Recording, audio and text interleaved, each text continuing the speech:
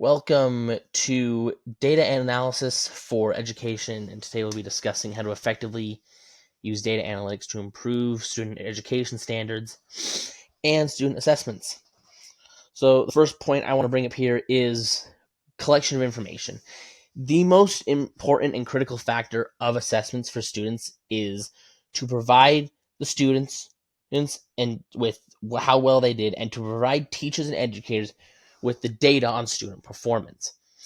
There's this great new test taking and assessment program called Edulastic, which allows for educators to assign tests and assessments that will give you back real time data that teachers and educators can use to better adapt what they are teaching.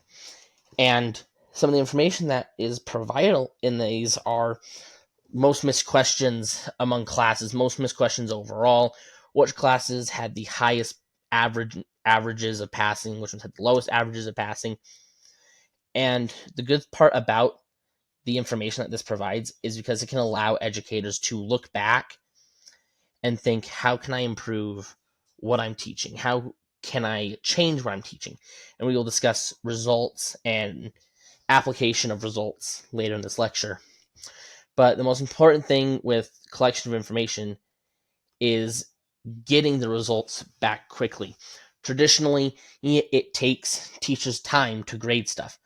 But if we switch over to a more technological aspect of it, we can get real-time information and real-time grading, which can make getting results back to students faster and also gathering the information for educators faster, so it can better improve the quality of education. The second point I want to bring up here is choices of assessments. The modern world is very adaptive, and it's changing so rapidly that it's hard to look at a traditional sense of what we call testing and applying that to students. So I believe that the word testing is becoming outdated, and in a way, it's not truly helping students with what they know.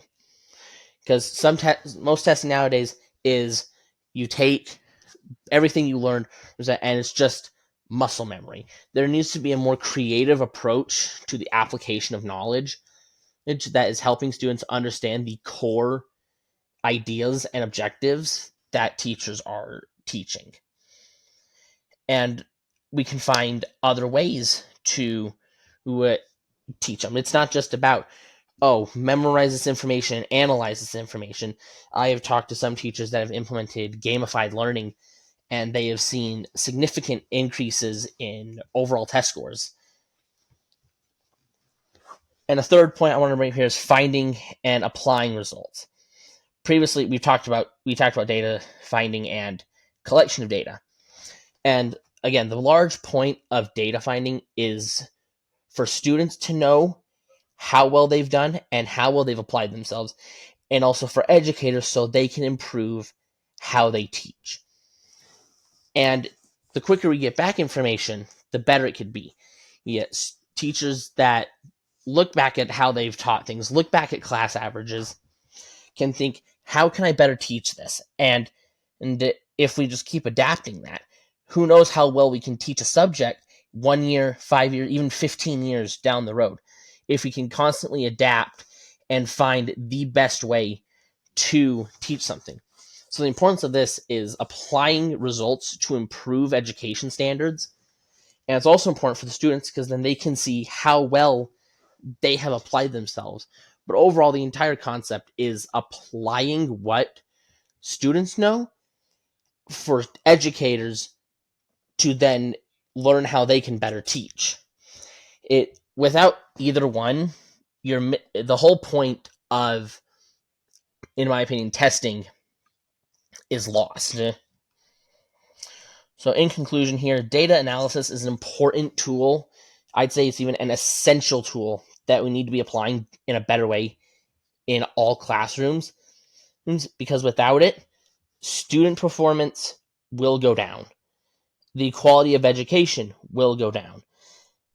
And we need to find a way to better apply what we know and how we're finding information in the world, and so that we can increase the overall quality of education. This has been Data Analysis for Education.